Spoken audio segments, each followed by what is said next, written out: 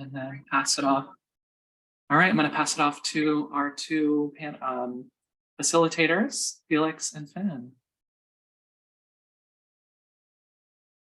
Hi, everybody. Welcome. Thank you so much for showing up to this. It's a really important topic that I'm really excited to explore. My name is Felix. I use they, them pronouns. I'm currently practicing as an LMSW psychotherapist in like a small group practice. That's kind of the perspective I'm coming from. I'm one of your facilitators today. Finn, do you want to introduce yourself? Yes. Hi, I'm Sophinian or Finn. I use they, them pronouns. I am a first year MSW student at SUNY Albany, and I am really excited to be here today and facilitate this conversation. It's very near and dear to my heart. I think with that in mind, we should start with introductions for our facilitators. If that's all right. Great. So I am going to ask first for we have two people with us today for this conversation. We have Kavanaugh Quick and SJ Dodd, and I will ask if one of you would like to jump in and answer the following questions. Can you tell us a little about yourself, what sex positive and kink affirming social work means to you, and how do you engage in sex positive and kink affirming social work practice?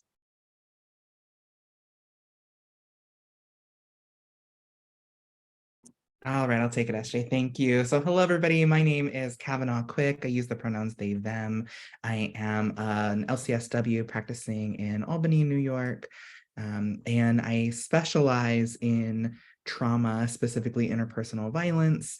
And historically, that has meant lots and lots of conversation and work with clients who have dealt with sexual violation or sex and power-based violence in their life.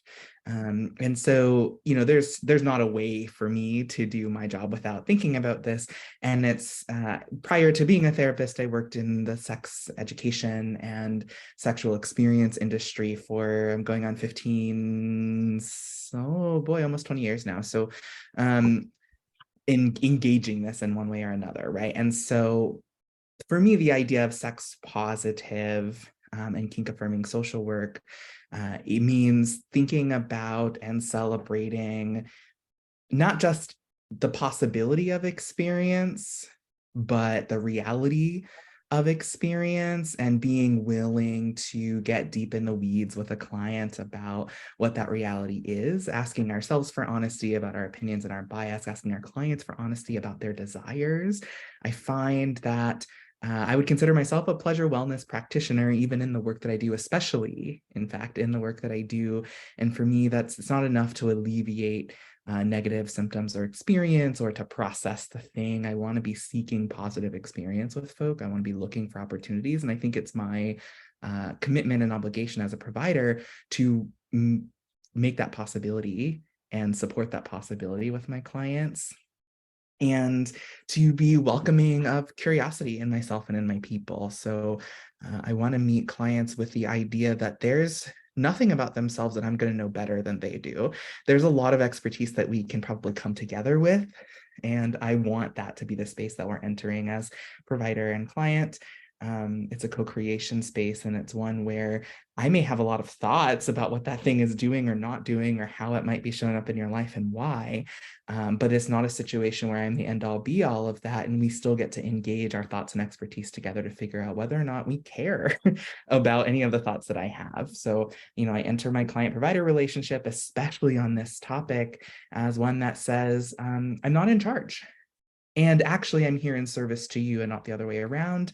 And that's more than just, you know, I'm here to help you figure out what's going on, but I'm here to help you build the life that you are aiming to build. And it is my job to do that. And I may not be excited about the life that you're aiming to build, but as long as I'm meeting my commitment to your safety and the experience that you're providing other people, it's none of my business. And I find that I'm met often with the idea that that's kind of radical. And I don't know that I think it's radical. I think it's kind of bare bones, but that is how I do it and how I go about it. And sex and our sexual experience is something that I ask about always. It's not something I wait for clients to bring up. it's not something I force clients to talk about either. But I think in the entirety of my life doing this work, the number of times I've had a provider, whether that's mental or physical health, ask me about my sexual experience, I can count on one hand. And of those times, the amount of times that it's been somebody who asked because they seem to care about it, as opposed to we're just hitting the check marks on their intake boxes, is exactly one. And that's my current therapist, which is why they're still my current therapist. So that should tell you a lot about how my work has happened and what I aim to do with it. And I'm grateful to be here with you all tonight. Thank you. That's awesome.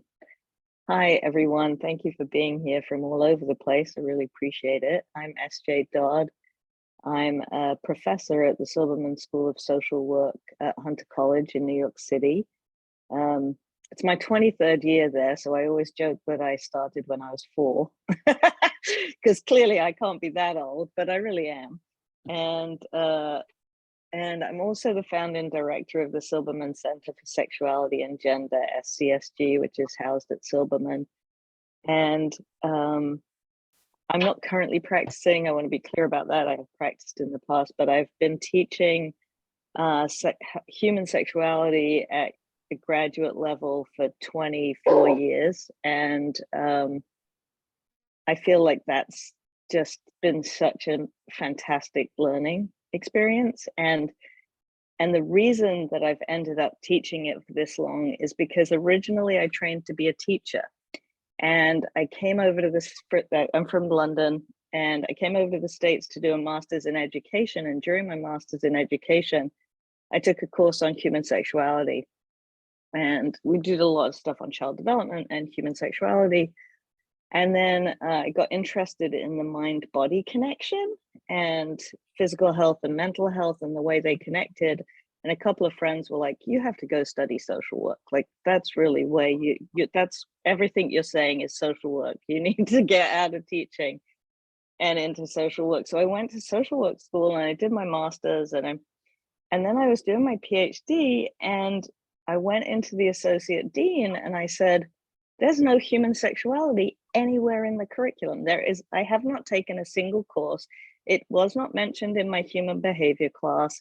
It never came up in practice. And I worked with people with HIV in the 1990s, like early 90s. Like, you need to be talking about sex.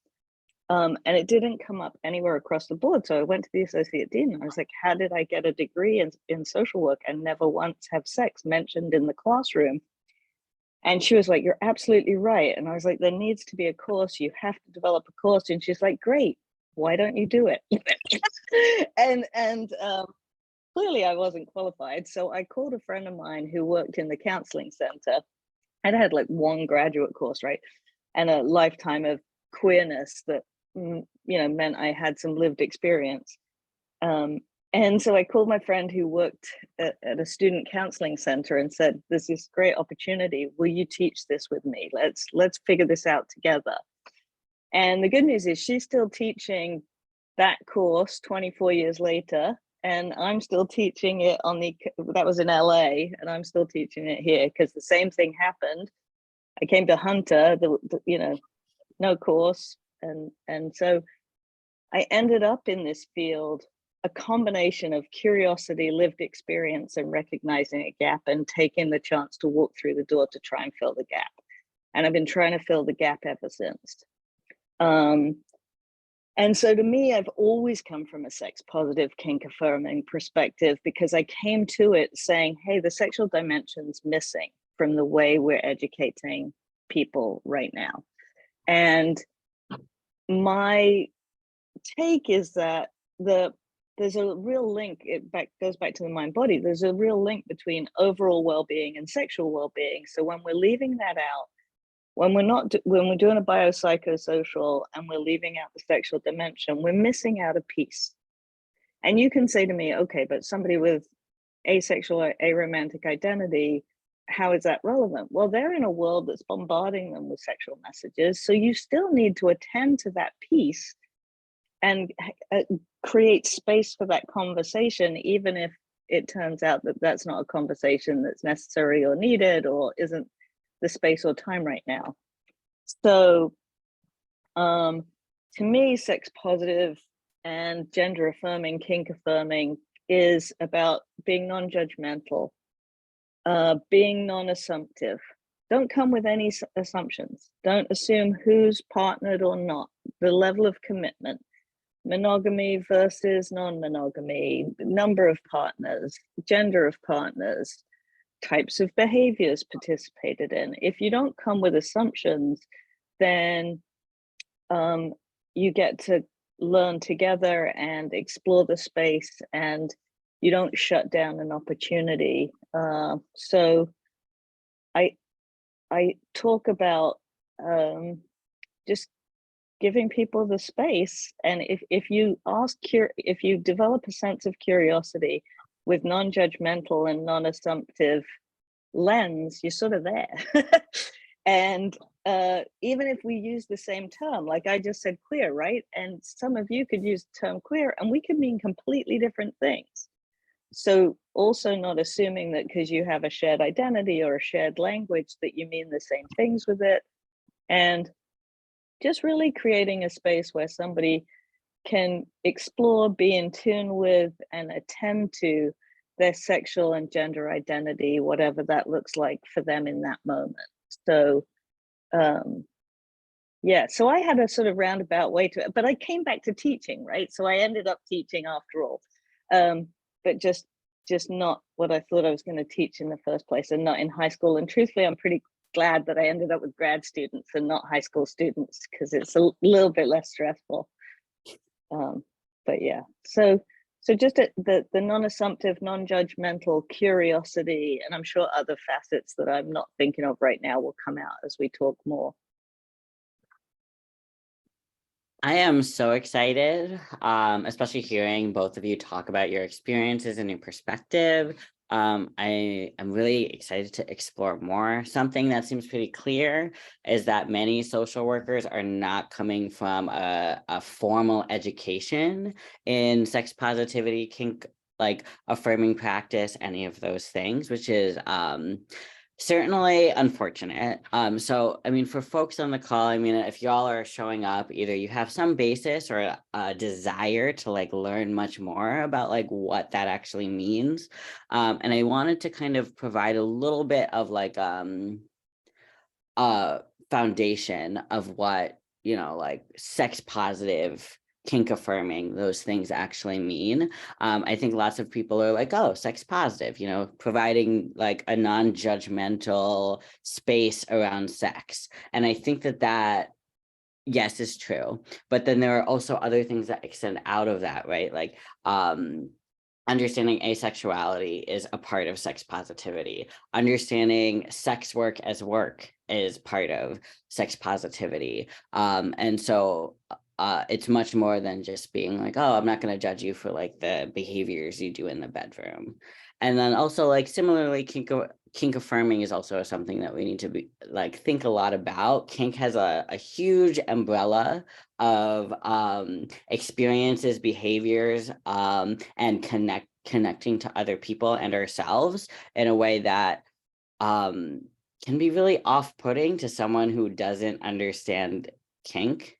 And so when I say kink affirming social work practice, I don't necessarily mean the most educated on every single kink experience or activity that you could do in kink. I much more mean like a framework of dismantling shame around behaviors and practicing like safe. I wouldn't say that kink is ever safe, but like risk aware mindset around kink and helping the people that we're working with to engage in ways that feel connective and healthy. Yeah, risk aware is definitely the term that I have in my head much more than safe in a lot of ways. So with that kind of like framework and like that, there's lots of ways that we can continue to explore what sex positive and kink affirming means during this talk, but I just wanted to give that little foundation around it. Something that I think is very popular in when we were talking about social work is trauma-informed social work practice. And we think about a lot. I wouldn't say that I got an education on what trauma-informed practice was in school. That is certainly something I learned as a clinician outside of after graduating. And I've come to the conclusion that trauma-informed social work practice and sex-positive and kink affirming social work practice are intertwined in really important ways. So I'd love for our speakers to kind of answer the question around like, how does trauma-informed social work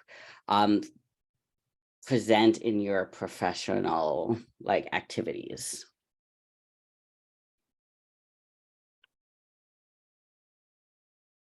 I'll unmute first. There we go. I think that trauma is pervasive, right? It manifests in everything we do. And I think we should be coming at life with a trauma-informed lens, actually. In my interactions with my colleagues, I feel like I just rode the New York City subway. Like, you have to do that with a trauma-informed lens. Like, you just have to. And so in the classroom, I navigate this all the time, right? Because anytime you're talking about sex and sexuality, there's the potential for it to raise content that can be felt internally by someone in a particular way. It might lead to dysregulation, it might lead to an association, and it might impact somebody's capacity to sit in the room, right? Or to regulate, or whatever it is. So when I'm in the classroom and in my interactions, the trauma-informed lens is to just be constantly aware and take care to frame questions, to talk about cases, to look at content with an awareness and care for the underlying trauma experiences and potentially symptoms that might lead to of the people in the room, but most importantly, to give people the space to be their own, like as Kavanaugh was saying at the beginning, right? People are the experts of their own experience. So give people the space to be with that and have that experience in the way that they need to, pull back when they need to, and not don't put anything on somebody, right? It's what was the experience, not it's not an internal who you are, it's what's happened and how we navigate and negotiate that. And I think with trauma informed, the most important thing is to remember that everybody has a unique way of navigating trauma and experience and pushes back against it in a different way or reacts internally in a different way over time. So I think that it comes into everything I do. I think you have to keep, and it should in practice, I think, be a necessary lens for our interactions with everyone, because I really think for most people, there's some experience of trauma, especially currently. It's pervasive. I'm not sure how coherent that was, but I think you get my gist. I taught all day, so it's the best I've got right now. I talk a lot about authentic professional self. So this is it. This is me. This is it. I appreciate that, SJ. And I agree. I think actually many more things are traumatic than anybody is ever willing to admit, and that we as a society are willing to engage. And the things that we do engage as traumatic are much more severely traumatic than we want to confront. And so for me, the very first step of performing, and I go back and forth about the term trauma-informed versus trauma-aware. I think they are different things, and I don't know that trauma-informed practice is always possible, but trauma-aware practice is always possible. And when I think about, in addition to the fact that I am a trauma Am I specialist, allowed to interrupt for 1 second? Because I bet there's people that want you to explain that distinction just slightly. Totally. When I think about trauma-informed practice and the way that I hear it talked about, which again was not something that was part of my education, often we talked about this we talk about either targeted actions, about you're supposed to be knowledgeable about trauma and you're supposed to create policies and procedures and integrate it into the way that your practice or your organization or whatever runs. We're supposed to avoid re-traumatization. We're supposed to be thinking about the signs and symptoms that somebody has experienced trauma. We really look at trauma as a pathology that isn't as insidious as it actually is. And so a trauma-informed practice gives us a fine and okay baseline to aim at, how we will use the information that we have.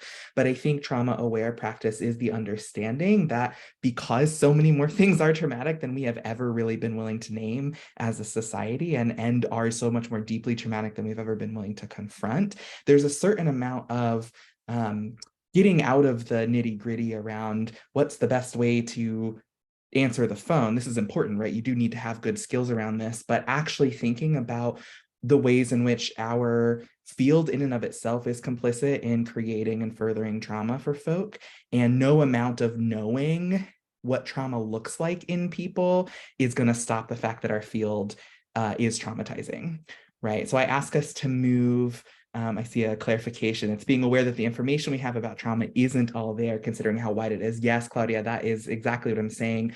And it's moving into the knowledge that intentions absolutely are important and mindful here, but our field by itself has contributed to the experience of widespread national and global trauma, especially our field as practiced in the United States.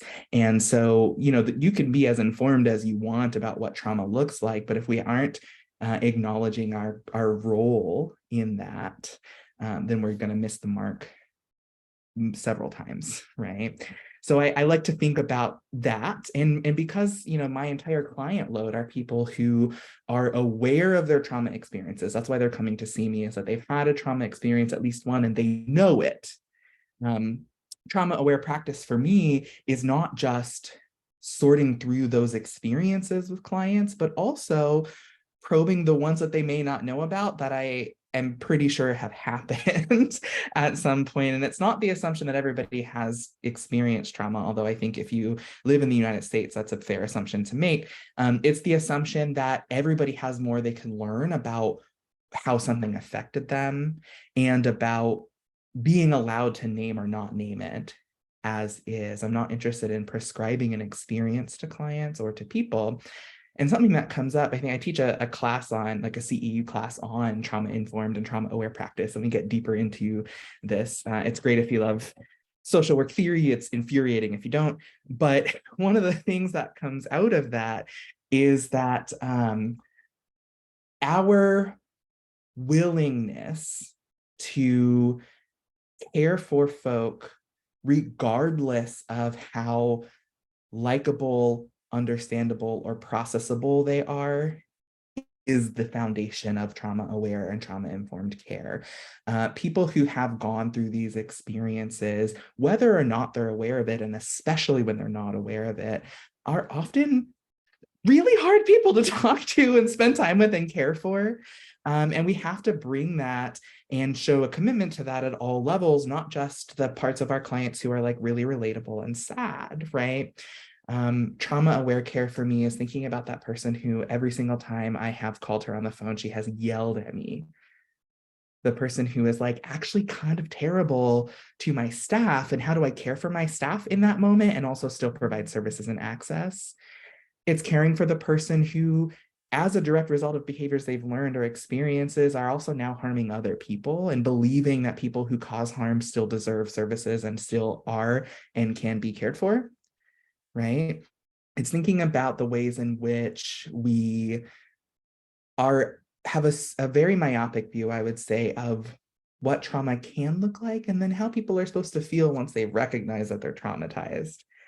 I think we really have to expand through that. And this makes me think a number of years ago, probably 2 or 3, oh boy, I'm on COVID time still, probably 6 years ago, I was asked to keynote an event around domestic violence in the queer community, intimate partner violence and domestic violence. So I'm like coming to this big convention and I'm giving the keynote speech.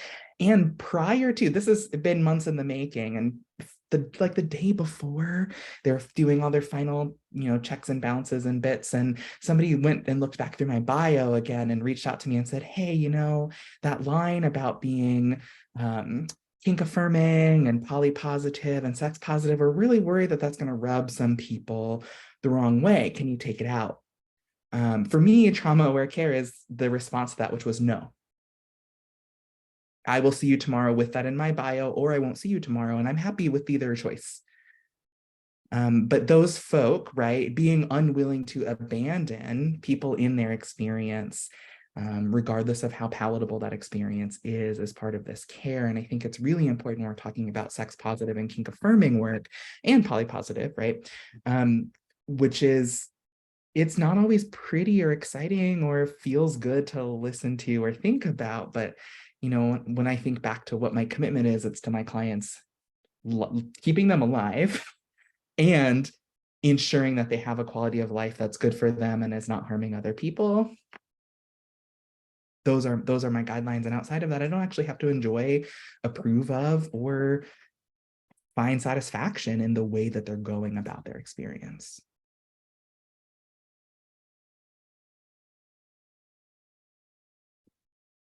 Yeah, that makes a lot of sense to me, especially given things that have been touched on this whole conversation about how there are these gaps in care where people feel like they're unable to talk about this authentic part of themselves, but it really is critical to understand not just how they engage with something that might have involved some sort of trauma, or just how to engage with their trauma in general, and how we have such a responsibility as social workers to help them navigate that understanding of themselves in a way that isn't shaming, and doesn't make them feel like they don't deserve care, because everyone is supposed to deserve care, right? It's part of our code of ethics. With that in mind, thinking about our responsibilities, not just to our clients, but also to bettering the profession, I think a lot of the things we've talked about have been very micro practice focused, like the therapy, the one-on-one. There's also this whole component of advocacy and macro scope practice. So I'm thinking about, how does micro and macro practice influence each other, specifically when it comes to sex positivity and kink affirming social work, if you have any examples of things you've seen along those lines?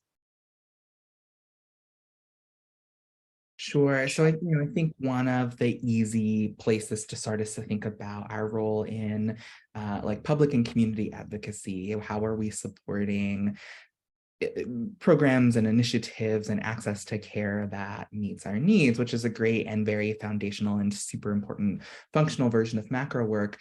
One of the ways in which I think these things come together and can inform both our macro and our micro practice is remembering that there are social workers who have opinions that feel, maybe to us, to me, I'll use an example of myself, fundamentally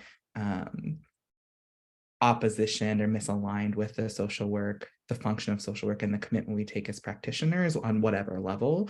But they are also going through the process of trying to turn our code of ethics and our training into an actionable cause.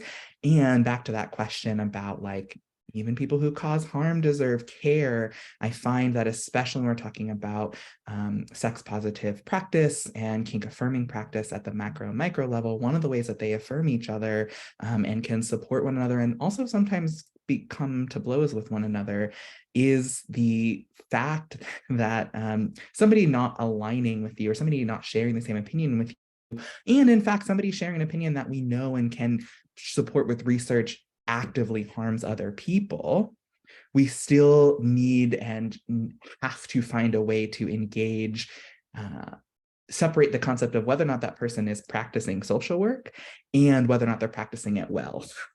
Right. And so much of macro practice, because it requires, and I think our field and profession historically requires us and asks us to take charge and lead, and support our clients in leading, or support our community members, our constituents, whoever it is, in advocating for their needs. That those needs also include things that I find fundamentally incompatible with a joyful human life, and trying to understand what the practice looks like, and the praxis, Praxis, moving the theory into a practical, like actionable thing, what that looks like versus what my opinion of somebody's practice looks like. And that means that also I'm always really excited for people to tell me that they think my practice is wrong and dangerous by itself, right? Before taking my boards and before deciding to go into practice as a clinician, a direct service clinician, I decided what things I'd be willing to lose my license over. And that's that. And it seems very like kind of flip, and in some ways it is. There's things I'm willing to lose my license over, but there are things that I would never be willing to compromise in order to keep my license. And for me, that is the convergence of macro and micro practice. I'm unwilling to change the way that I show up in my large community to support my personal gain as a micro practitioner. And I'm also unwilling to compromise the experience of the clients and communities that I work with in order to be or seen or become more palatable or acceptable in my larger community.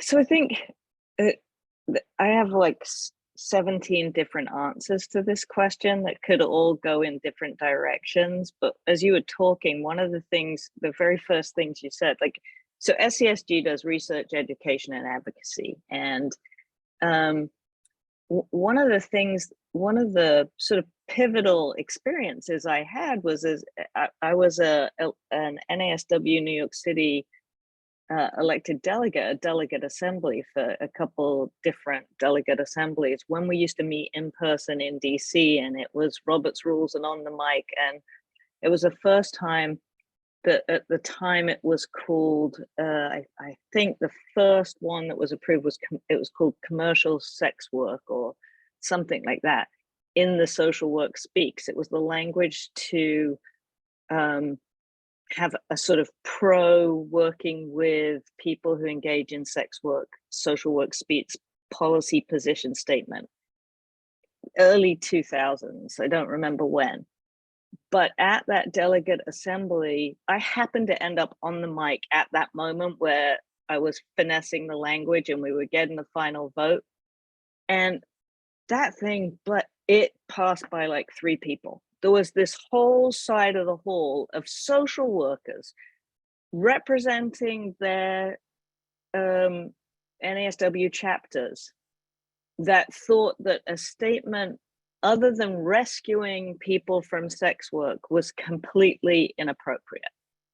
And at that same delegate assembly, the statement supporting people related to transgender care and gender affirming work didn't pass.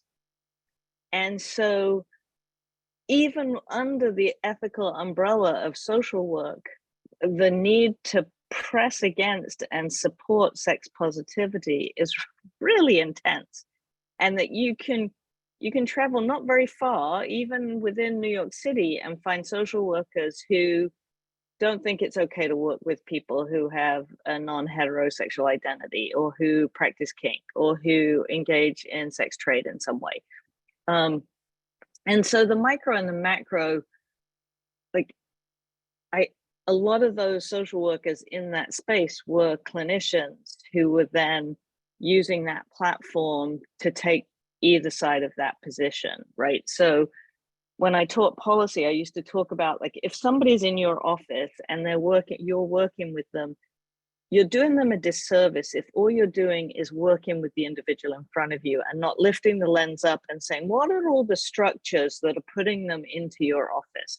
What are the structural breakdowns? Where's the oppression, the discrimination, the lack of structural support that means that they need to come to you for whatever situation they're in, especially if you're in concrete case management and not a psychotherapeutic situation, which might be slightly different.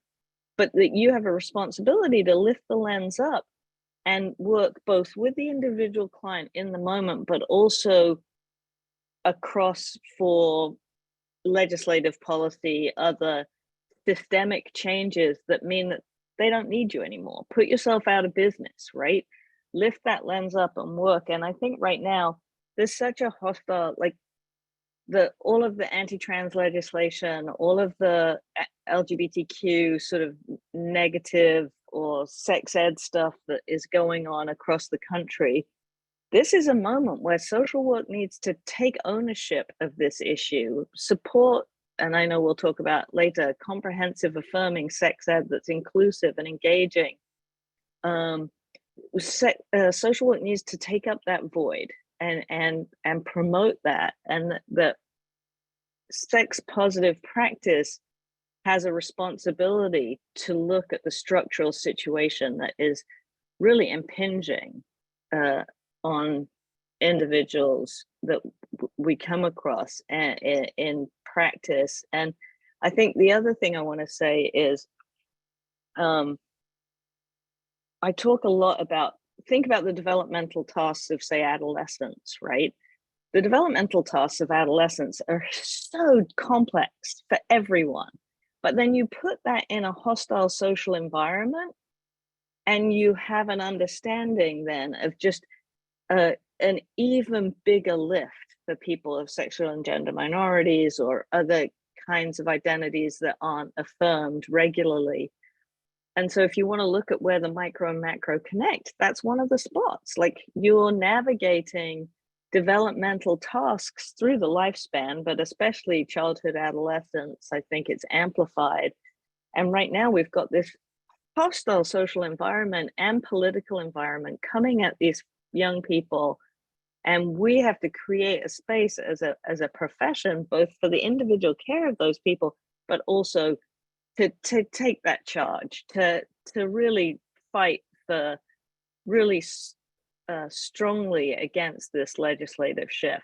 Like, we had a campaign on Friday for Trans Day of Visibility, and we had a Social Workers for Trans Justice campaign on Twitter, and we got support from schools, social work schools across the country. But it's like, one day is not enough, right? One day is not enough. We have to do it consistently. So there's 17 other things I could say, but that connection between, think about your client that's in front of you and all of the things, that the structures that are pressing against them and that are impeding their capacity to be the individual that they know they are and want to be, and to flourish and be nourished in that, because of this hostile environment that we've created, and that we have a responsibility to fight against that. Yeah, I think that's absolutely true. There are many battles to be waged by social workers on all ends of the practicing spectrum. And I really appreciate that you added in the intersection of gender identity and sex positivity, and the really complicated task it is to be an adolescent growing up, especially in these really difficult times. And the recognition that, we're social creatures, we exist in a social context, and that is true for our clients as much as it is true for us as social workers. We take on some very challenging, daunting tasks, and we also have to be there for ourselves in our own way, and for our communities in our own way, taking off the social work hat, and also participating in the communities that we're trying to serve and protect. So and also not giving up our authentic selves while we are doing that. So my next question is, how do social workers navigate boundaries in practice while also being part of the kink or sex positive communities, with the recognition that we have, there are ethical considerations to be made about engaging in activities that have the potential to activate some level of trauma alongside with our clients?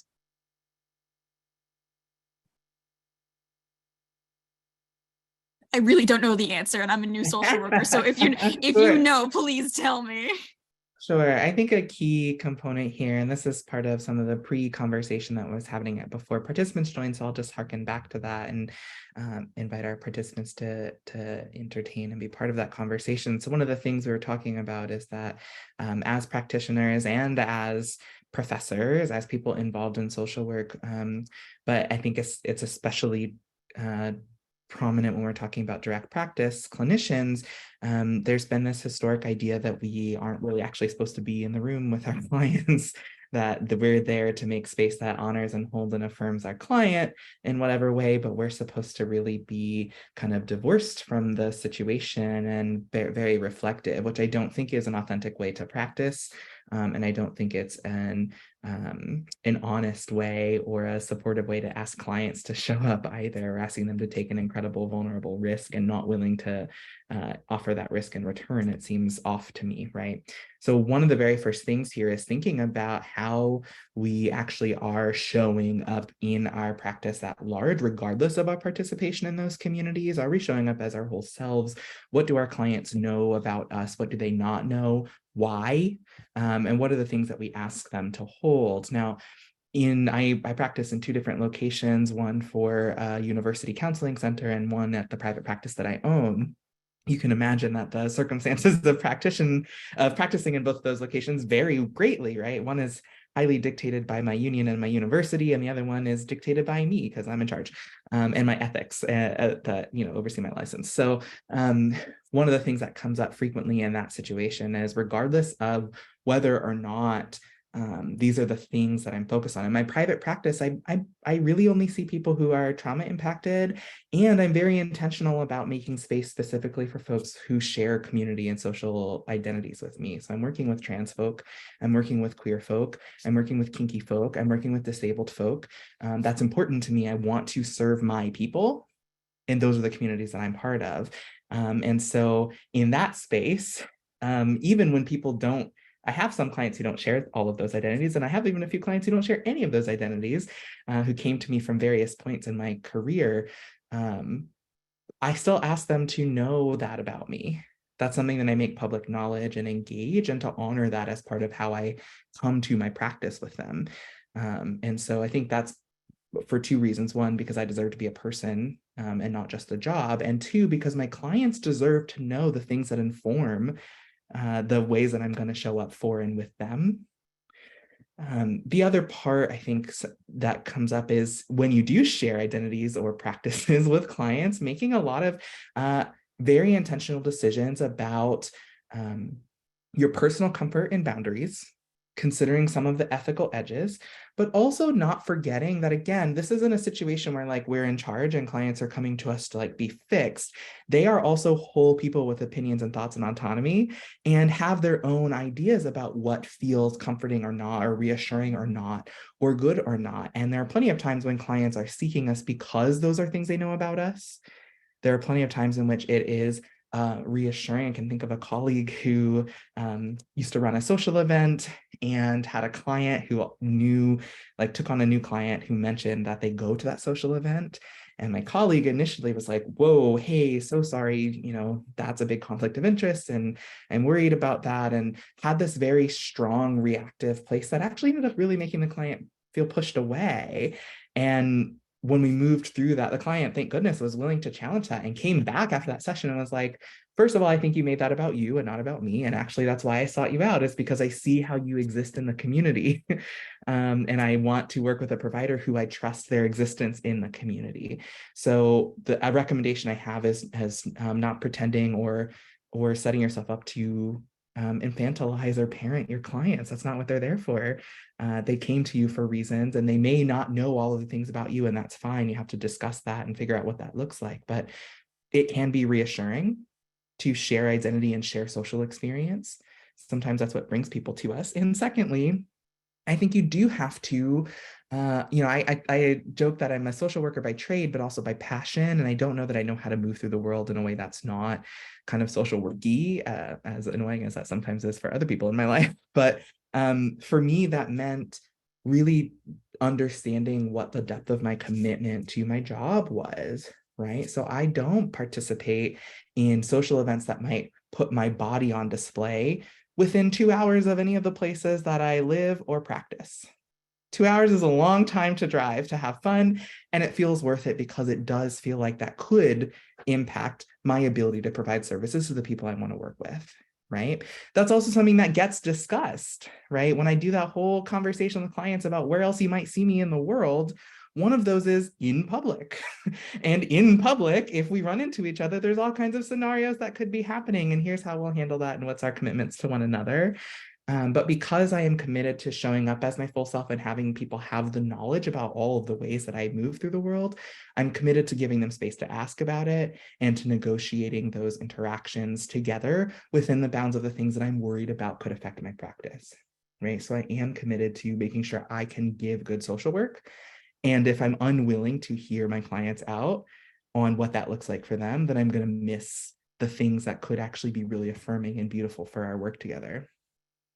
I think it's also really important to take into account what it looks like to not, what boundaries actually mean and what they're for. I think we use boundaries to talk about how people are allowed to interact with us, and that's just the false concept of boundaries. We don't get to determine how people interact with us. We can tell them how we will respond to their interactions with us, right? And so even in the framing of how do we exercise boundaries and what do boundaries look like in the context of this work, well, if all of your boundaries are about what people are allowed to know or see or do or think, you've missed the mark, you failed, right? Instead, when we think about what will I offer, what am I inviting people? How am I inviting them to interact with me? And how am I informing them of what that interaction, how it will go, depending on the choices they make in that situation? I think that makes it easier, actually. It's a lot easier to navigate these kind of boundaries than we think it is. It sounds scary because it's about sex. But actually, it's just about saying, if you treat me this way, I respond this way. And here's my commitment to how I will treat you, and you're allowed to respond in kind. And if our responses are compatible, that's great. Let's sign some forms. If they're not, that's okay too. I'll help you find somebody who you might be more compatible with.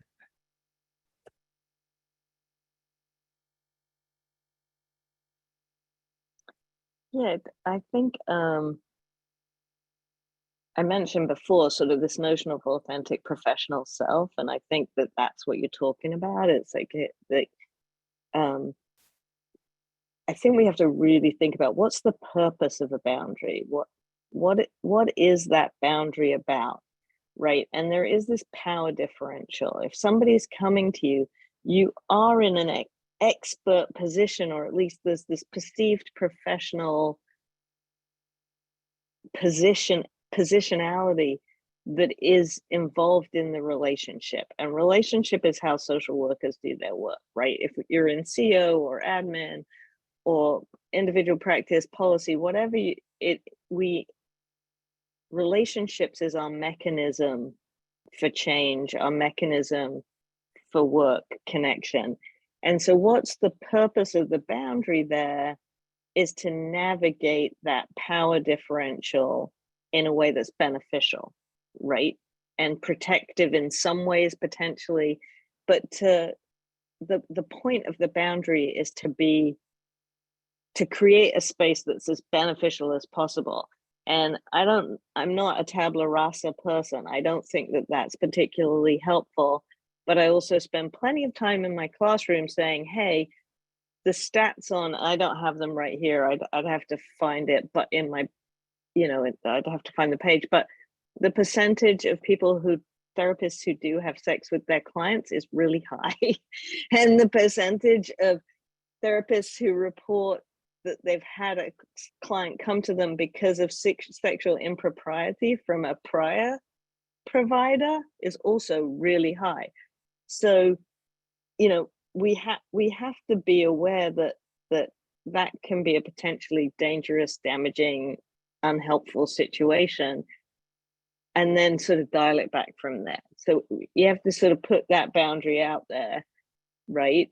But there's an awful long way between, you know, over here being an authentic professional self and showing up in the way that Kavanaugh explained with clients to create space. But you've chosen this profession, and there's some costs to it. And one of the costs is that you can't just go to every club or parade without knowing that there's potentially you're taking your authentic professional self there, not just your social self, and that you might have to navigate that space in terms of a client relationship. And you know, I think the setup you talked about is one of the things I talk about. If you're in a rural area, it's the same with like an AA meeting or something. If you're in a rural area and there's one meeting, then you might have to go to that because you need a meeting and that's the only one available. But you know that you're going as your authentic professional self. You can't be fully your social self because you've got a responsibility to the role you hold in the community in that way as a provider. And that sometimes you have to drive 2-3 hours in order to be in a space where it feels like you can be your social self in a more authentic way. So there is a trade-off, and you have to be aware of that. But I think that you have to look at what's the boundary for, and the boundary is to make the work meaningful. And if you blur that boundary with, you know, texting, the way we communicate now, like texting can get really informal really fast. So just being intentional with every communication, email, text, phone, whatever it is, social media post, know that you're representing yourself as a provider in that situation, and sort of make sure you have that authentic professional voice coming through in that situation, and doing it in the service of the client. It's in the service of the client, right? That's what's got to be central.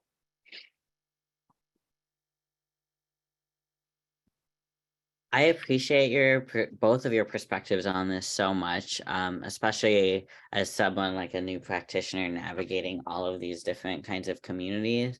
I think something that feels really relevant is like, you know, the expectation of like blank slate therapist or blank slate social worker is very much based in like cis het kind of patriarchal white cis man therapist type thing, the idea that you can just be default and that's fine. So I love to hear these perspectives around like navigating these really tricky situations of like being a provider and a human at the same time. Something that feels also really important to touch on when it comes to sex positivity is the also idea that people are also coming to us with sex-related trauma specifically. And so sex doesn't always feel like pleasure, but can really feel much more painful and much harder to navigate. So I'm curious, how can social workers support people healing from sex-related trauma through a like a sex positive and kink affirming lens? I feel like this is all you. I feel like this is definitely all you. I am desperate to hear your perspective on it. So as long as you promise that you will also comment. Okay, great. This is a question that is I think, the core of my entire professional practice, even pre-therapy. I'm really curious always about the concept of pathology and healing in general when we're talking about clinical practice. What do we see as a problem, as an issue, and what do we see as the resolution of that? But especially and very particularly when we're talking about sex-related trauma. We so often in our field, when we talk about, if we talk about sex in relation to pathology, it is either you're doing weird sex or you're doing too much sex, right? We talk about hypersexuality, or that your interests are weird. Occasionally we talk about hyposexuality. That's really, I think, still even incredibly rare and usually related to medications. And that's our conversation interaction with what sex looks like in an emotionally and psychologically sound person. And that's not only a distinctly lacking perspective, I think it also implies that there is a correct or right or good way to be doing sex or experiencing sex or choosing or not choosing sex. And it really is reinforced by the idea that a lot of us don't actually ask about what somebody's sexual experience is in the first place, even and especially when they're coming to us for sex-related trauma. Holding the dichotomy between sex-related trauma and sexual pleasure is difficult, and it's important, and it's just our job to do it. It's certainly hard, but it's what our job is. And so often we focus on like processing or moving the bad feelings, but we don't talk about all the different weird and hard ways that we might do that, or the fact that there's sometimes a ceiling on what our pleasure could look like, and working with that ceiling without shying away from it is necessary and valuable. I think about this a lot also in thinking about how many people who've experienced trauma also have other somatic manifestations of symptoms, other things like pain and difficulty in the physical presence of their body. And as a person, I have 2 chronic illnesses, and both of them are non-visible to other people. And our assumption around those sorts of things are that pain is an inevitability, which may or may not be true about that part of somebody's life. But when we stop there and don't push further into, and I'm still going to actively try to seek pleasure with you and support you in seeking pleasure and understand the utility of seeking pleasure with you, then what we've done is taught people that their experience is only as important as the negative aspect of it, instead of needing to and deserving to include the positive aspect. One of the things that I do when I do an initial set of appointments, within my first 2 appointments with clients, I ask them about their sexual practice with others and with themselves. Those are 2 different sexual practices. It's not enough just to say, how's your sex life? Are you having sex with other people? Why or why not? Is that good or bad for you? Those sorts of things. And also, are you having sex with yourself? Why or why not? Is it good or bad for you? And we get a baseline understanding of someone's sexual experience, even when I know that they're coming in. And again, especially when I know they're coming in for sexual trauma, because I want to know how things are now and understand from them if and what needs or wants to change about that. Right. I also want to talk with folk about and be willing to offer and explore. And this is part of that really key component that SJ was mentioning earlier about a non-judgmental approach. I want to explore all of the ways that we might tackle those things together. And that includes being willing to hear about hard and scary stuff and sometimes suggest hard and scary stuff, right? I'm having the same concept with my clients about, like, I don't know, have you explored like a power dynamic in kink? Does that seem like something that maybe could help renegotiate and re-narrate this experience in your body? I need to be able to ask that with the same objectivity. Ooh, I'm going to change that word, but the asterisk there. I need to be willing to explore that with the same enthusiasm as I would be willing to explore, like, oh, you don't want to have sex? Okay. Or have you tried a sex toy, or are you taking your meds? All of those questions, right, should all be coming from the same level of investment. And in order to do that, we have to have a non-judgmental approach to the experience of sex to begin with. That little asterisk on objectivity, I don't think objectivity is really possible. And sometimes that word comes out of my mouth and I'm always surprised by it. And I think what I mean in a context like this is I have to be willing to see all options as potential valid options as long as they meet those 3 criteria I named in the first place. Is my client alive? Are they hurting themselves? Are they hurting somebody else? And even that second one, are they hurting themselves? We got to ask a lot more questions than just that one, by the way. That's not a terminal question at all. So as long as I don't have to like it, I don't have to think it's good, I don't have to think it's valuable, I have to think it's feasible. And as long as I'm meeting those criteria with my clients, then I have to be willing to explore those, and I'm willing to engage all of those questions and hear the responses no matter what is coming out of my client's mouth. And I think the last piece, because I'm really excited to hear also, SJ, what you have to say about this, the last piece that feels notable for me to mention right now is that the experience of pleasure from sex can coexist with the experience of pain from sex, and not just in this like really beautiful, wonderful potential that comes out of like kink and BDSM, but quite literally for some of us, we will never exist in a body that does pleasure without the physical sensation or experience of pain, or the emotional sensation or experience of pain. And if we are predicating somebody's health or wellness or well-being on the idea that the pain element is missing, then we're doing a disservice to the lived reality that they could have, right? So moving beyond the idea that, we bad and good are on a spectrum, and the more bad you have, the less good. That's not really how it works. They operate independently and sometimes in tandem, but as separate elements of somebody's experience. And I want to explore that too, always. And I want to know if my clients know that, right? And can we make space to have that conversation? My daughter just got home. You might hear my dad barking. That's our anxious doggy. I want to engage that concept because so many times people come in and they say, well, one must exist in opposition to the other. And I just don't think that's true or possible for a lot of us, especially when trauma is the source of that experience in the first place.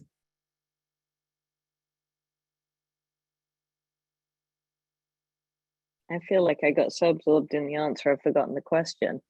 But I think that I agree with all the. Oh, let me just check the chat.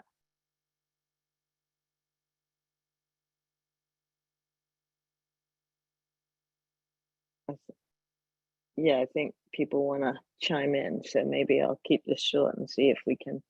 I don't know what your usual format is, whether there's Q&A at the end or what. Yeah. But, we will have Q&A in the end, so definitely feel free, SJ, to say the full piece of what you wanted to share. Okay. I think addressing sexual trauma with it, I think there's a couple things. One is the trauma piece that we've talked about a lot, and I think you have to attend to the trauma, but that we're so reluctant to talk about the sex that we sort of hide away or avoid. One of the questions I ask is, how often are you bringing sex up in supervision? And I ask supervisors, how often are you bringing sex up in supervision? And there's crickets way too often. So I think that one of the pieces of this is to not shy away, as you were saying, from those conversations that can be painful and difficult and hard to sit with, but that's part of the necessary piece of this. And I think that we have to help clients reimagine and redefine what sex and sexuality is for them. Sex and somebody's understanding of pleasure related to sex or intimacy or physical contact or not physical contact. It might be that all I can do is write in an erotic journal and leave it for a partner, and that they're going to read it and write something in an erotic journal back to me, and that we're going to have an erotic exchange electronically on text or on paper or through cartoon or in, and I'm now engaging in a sexual connection with someone without having to feel vulnerable or or put my body in a position that doesn't feel comfortable to me. So helping people redefine, reimagine what sex and intimacy can look like with partner or partners or self in a way that may not have been, you know, that's not typical, right? That reimagines it, and that if the goal of treatment is to move towards something else, then to use that as a bridge to connection that might get you there once, you know, whilst addressing the trauma and the other piece. But also to acknowledge that sexual trauma is about power and violence. It's not about sex specifically, but that it can significantly impact somebody's approach to sex and sexuality, or comfort with, or engagement in, and to really explore that violence and power piece and how that either gets hooked onto or unhooked from sex and sexuality as well.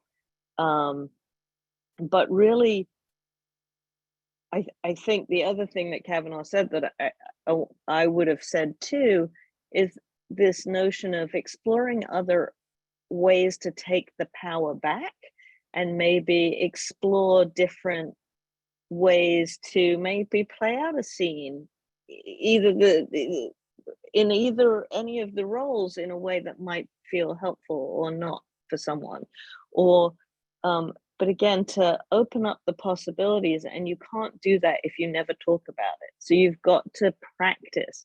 You got to keep practicing bringing up conversations around sex, sexuality, having a matter of fact facility with language to be able to say body part, you know, penis, vagina, anal sex, whatever it is, to make suggestions around lube or around dilators, or to be able to have those conversations without tripping up or getting uncomfortable, and to really practice that.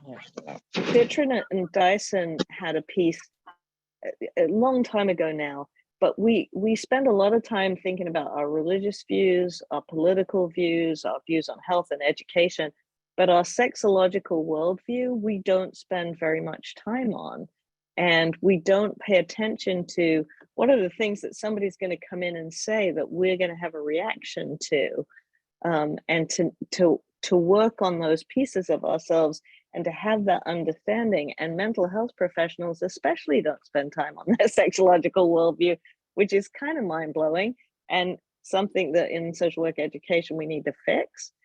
But I think that we're not doing a service to our clients who've experienced trauma or sexual trauma if we're very happy to attend to the trauma. We've got trauma tracks in almost every school, and we'll talk about the trauma, but we won't address the sexuality and the sexual healing piece, and that helping someone to get to the place that they'd like to be with their sexuality, or at least to help support that journey to the extent that it can be. So I think that we have to keep paying attention to ourselves, what we bring to the room, what we're avoiding, and that'll help us help our clients to reimagine and redefine what this means for them. I am so glad, I'm so glad for what both of you brought up, but I'm so glad you've ended that with talking about imagining what things could be like for the lives of our clients and for the lives of, you know, all people. We have an obligation to be here for all of humanity.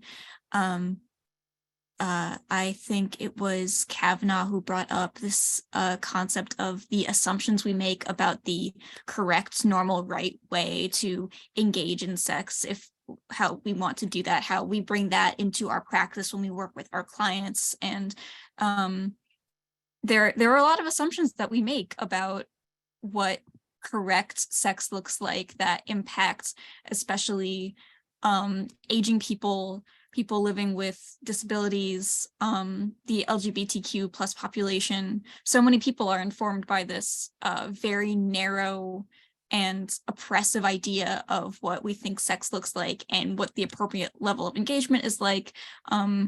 And especially talking about asexual populations, the facts that people think that being asexual and engaging in sex are mutually exclusive, that is obviously not the case.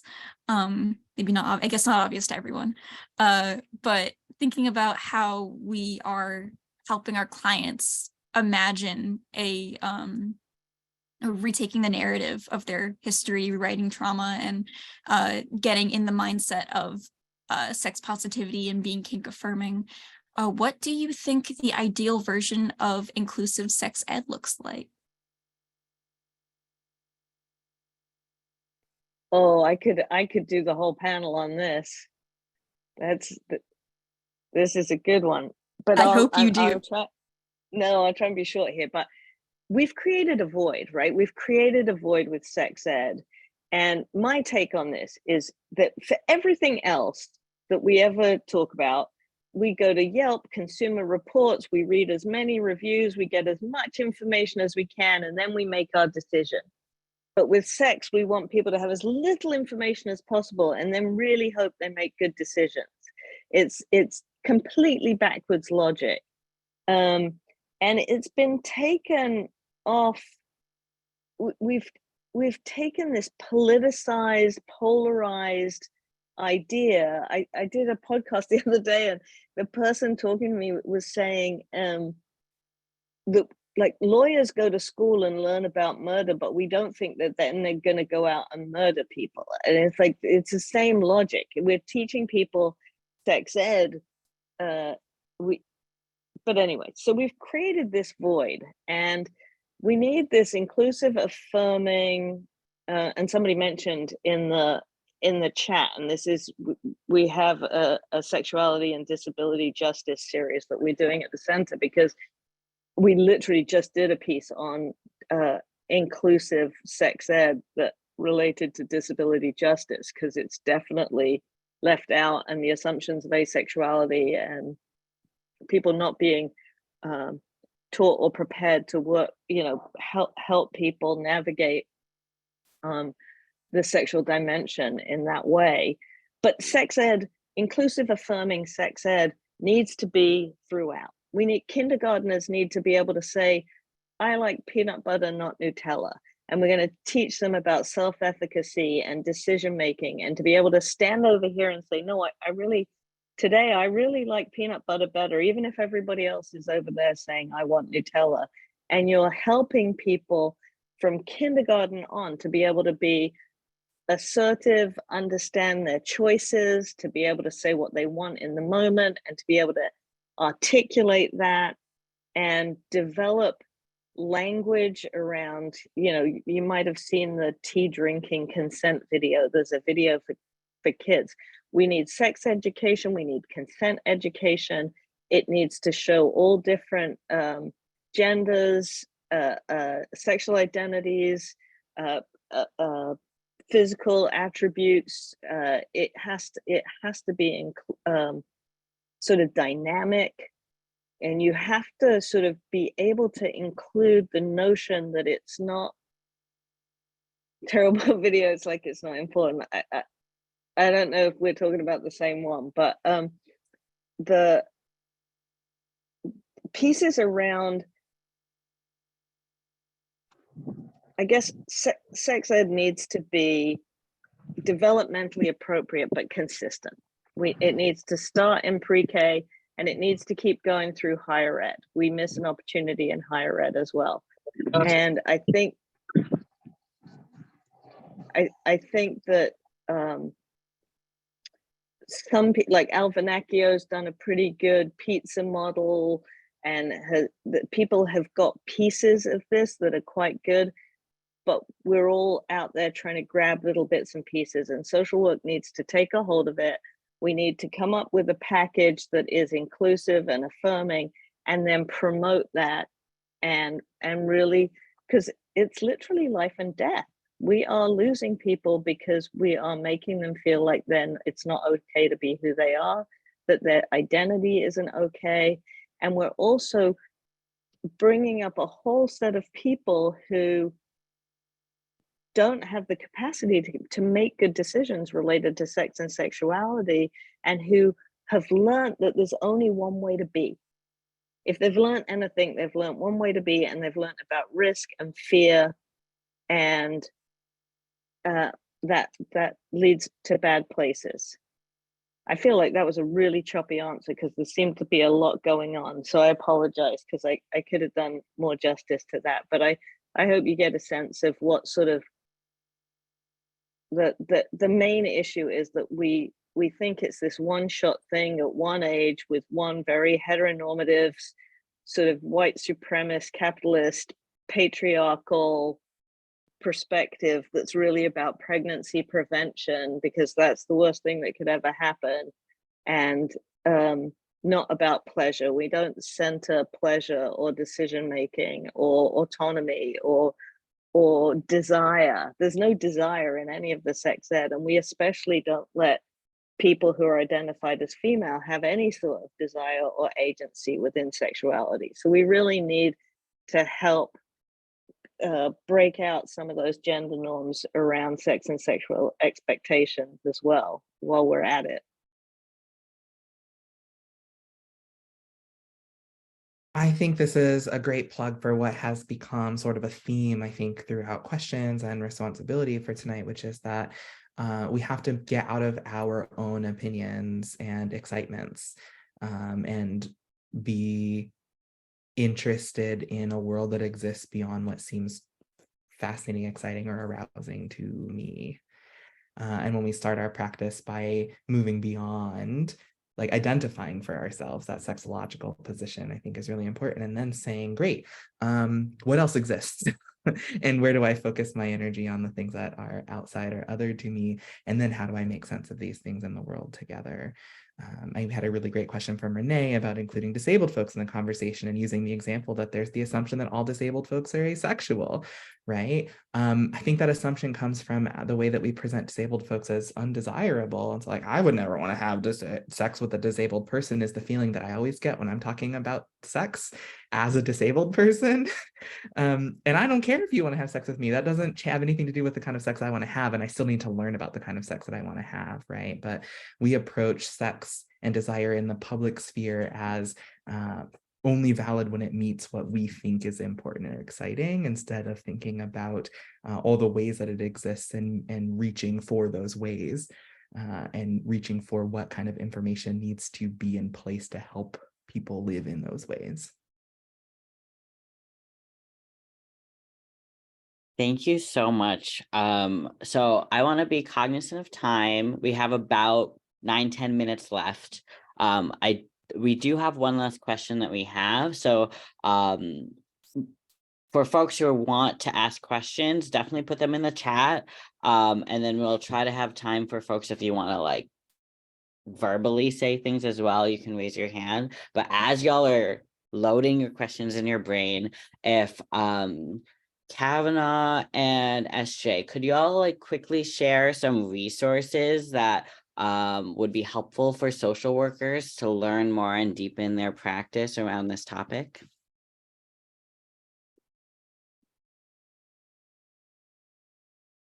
Totally. I'll plug one that I actually already popped into the chat, which is Cripping Up Sex. It is a sex and disability educator who runs a couple of different versions. There's classes, also does a podcast called In Bed with Eva.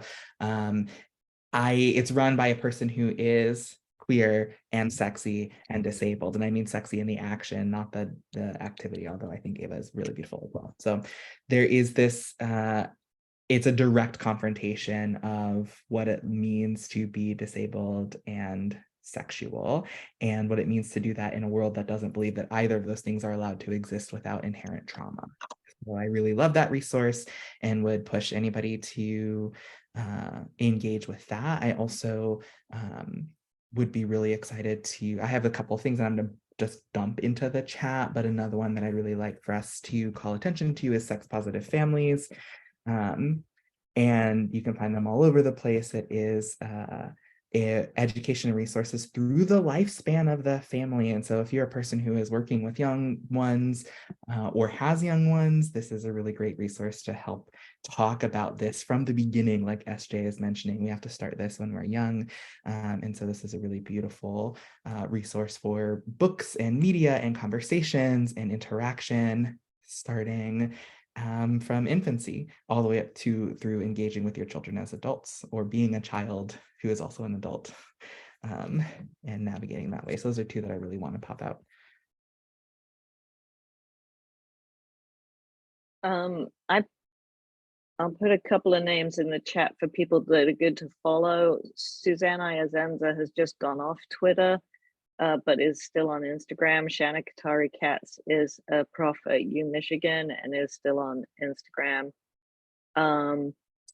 Beulah, I can put it in the chat. Beulah has a book, What Every Mental Health Professional Needs to Know About Sex, that has some stuff that's pretty good in it.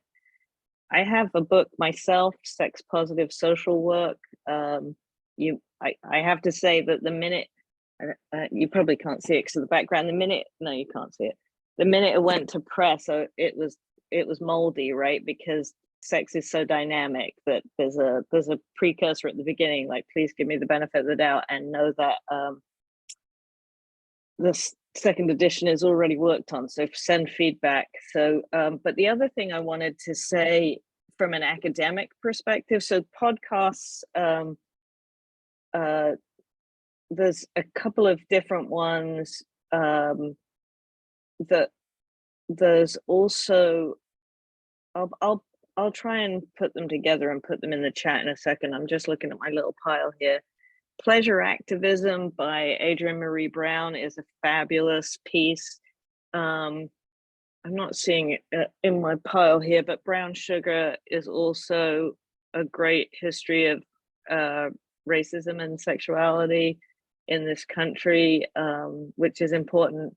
And then I did something called the Routledge International Handbook of Social Work and Sexuality, and you can get chapters individually, and there's stuff on social work and kink, there's stuff on working with people with sex trade, there's stuff on somatic experiencing and sexuality, there's stuff, and so I just put the collection together, but the awesome people are in it that did the work and the writing, and some stuff on cisnormativity and stuff. But yeah, so Susan Iazenza, Shanna Katari Katz, Adrienne Marie Brown, those are all people I would look up and check out.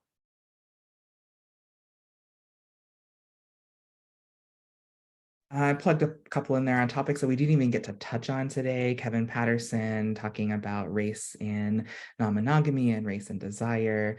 Sonia Renee Taylor talking about the body and the existence of fatness in the body. Suzanne Iazenza, actually, if you're a practitioner looking to increase your practice around sex therapy, released a book a couple years ago on narrative sex therapy that I've actually really liked and is a strong recommendation. I would encourage picking that up. She's taking a new kind of combining a couple of approaches to sex therapy. I also think, Yep. There's a couple of creators whose names I'll also again pop in the chat, and I also added, I think, my information, and I'll put it back at the bottom so it's easy to find, where I have more access to resources like these and would love to continue conversations with folk. But one of the best recommendations I have is to think about who you are in the world and then go online and digitally specifically find a couple of people who share your identities and look at their work around sex and sexuality, and then actively look for people who don't and start engaging that content and criteria, because it's going to help in one of two ways. It's going to help you inform your worldview on this, or it's going to give you information about something that you haven't considered yet. Hopefully it'll do both, right? And so one of the best places we can start is looking for us and then specifically turning to the other.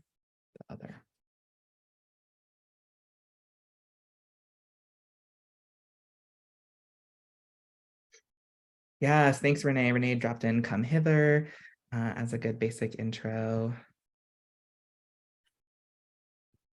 I have, there's a creator out of Canada named Don Sarah, who is a pleasure focus activist and educator. Tristan Taormino had a podcast that I think's gone off the air, but the other, you know, the prior ones are still there. There's one with Gene Demby that's from like right in the beginning of the pandemic that's really good. So that's what, like June 2020, something like that. I can't think of the name of it right now.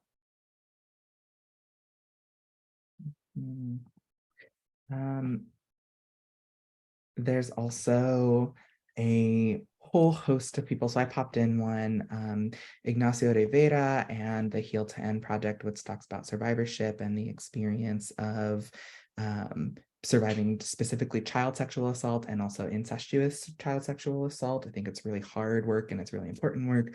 Here's a personal disclosure. Ignacio is a friend, family member of mine, somebody who I have a personal relationship with. So you should know that as part of your grain whenever you take this recommendation. All the creators who I'm talking about today are people whose work I've engaged with personally on a provider to provider level. And,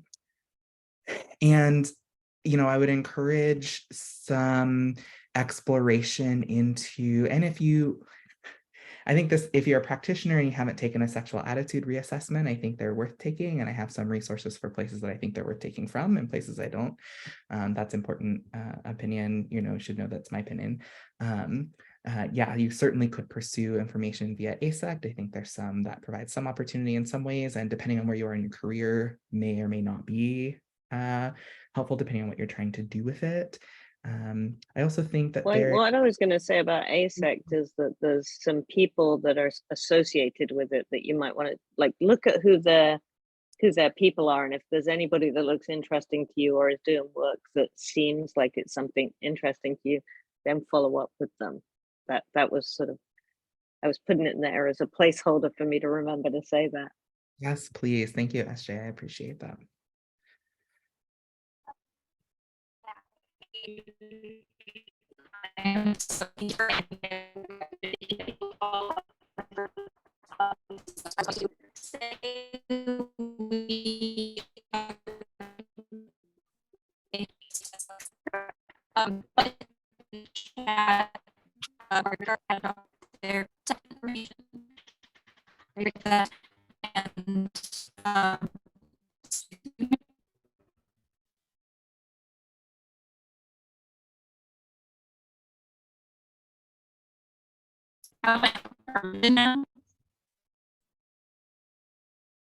And I think you were breaking up. I'm not sure. Okay. Felix, did you? Yeah, I can fill in here. So thank y'all so much for coming. We did try to leave time for questions. That did not get to happen, unfortunately. I did look through the chat. There didn't seem to be anything like that wasn't answered. So that is good. There are still kind of resources being dropped in the chat to look at.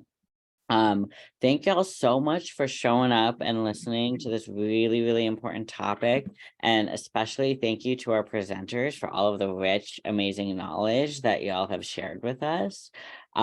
This is going to be recorded, so you can return back to it. I think that information also is in the chat as well. So I appreciate everyone for showing up. And hopefully we can have another gathering around these topics more often than just one time. Definitely. If it sounds like there's, you know, lots of interest, and, you know, thank you again to our panelists and also our facilitators, Felix and I just dropped in 2 links. The first link is a Google form. Thank you, Yaya, for creating that. You know, so you can provide some feedback if you'd like about the panel, or you know, provide some ideas for future panels as well. And then also the second link is a Zoom link for our upcoming LGBTQIA plus special interest group for NASW New York State. It's a newer special interest group, and where it's our next meeting is next Wednesday, April 12th at 7 p.m. on that Zoom link. So welcome to join. All right. Well, thank you all again. Thank you so much for this opportunity. It was really a wonderful chance to hear everything. So thank you. Absolutely. And thank you all for being interested and invested enough to be here. This is what changes our field and our practice. And I'm incredibly grateful for your time and attention tonight. All right. Have a good night, everybody. Thank you.